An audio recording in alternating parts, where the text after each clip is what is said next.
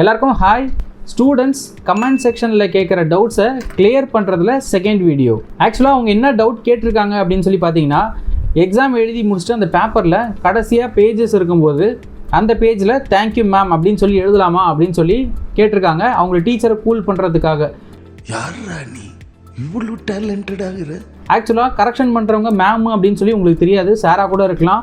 அதனால் சாராக இருக்கலாம், மேமாக இருக்கலாம், இதெல்லாம் போடுறதெல்லாம் தேவையே கிடையாது. நான் ஏற்கனவே ஒரு வீடியோவில் சொல்லியிருந்தேன், பப்ளிக் எக்ஸாம் பேப்பரில் என்னை எப்படின்னா பாஸ் பண்ணிவிடுங்க, இந்த காசை எடுத்துக்கோங்க, என்னை பாஸ் பண்ணிவிடுங்க, இப்படிலாம் தனியாக எழுதி வச்சிங்கன்னா அந்த பேப்பரை தனியாக தூக்கி வச்சுருவாங்க. அந்த மாதிரி பண்ணுறதை அவாய்ட் பண்ணிக்கோங்க.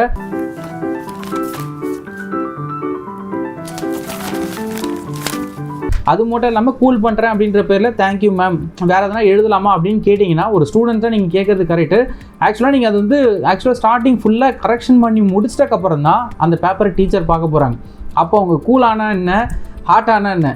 ஆஹா, இவ்வளோ வேலை செஞ்சு மண்டை மேலே இருக்க கொண்டே மறந்துட்டேனா?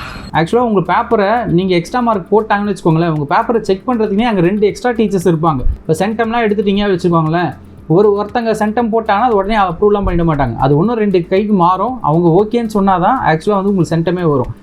என்ன பழக்கம் அது? என்ன பழக்கம் இது? ஆக்சுவலாக உங்களுக்கு பப்ளிக் எக்ஸாம் ரிலேட்டடாக என்ன டவுட் இருந்தாலும் கமெண்ட் செக்ஷனில் கண்டிப்பாக கேளுங்க. சில்லி டவுட்டு, சூப்பரான டவுட்டு அப்படிலாம் கிடையாது. டவுட்டுன்னு வந்துச்சுன்னா அது டவுட்டு தான். உங்களுக்கு கண்டிப்பாக கேட்டுருங்க, அதுக்கான ஆன்சர்ஸ் கண்டிப்பாக நாங்கள் கொடுக்குறோம். எல்லாரும் பப்ளிக் எக்ஸாம் ரொம்ப சூப்பராக எழுத ஆல் தி பெஸ்ட்.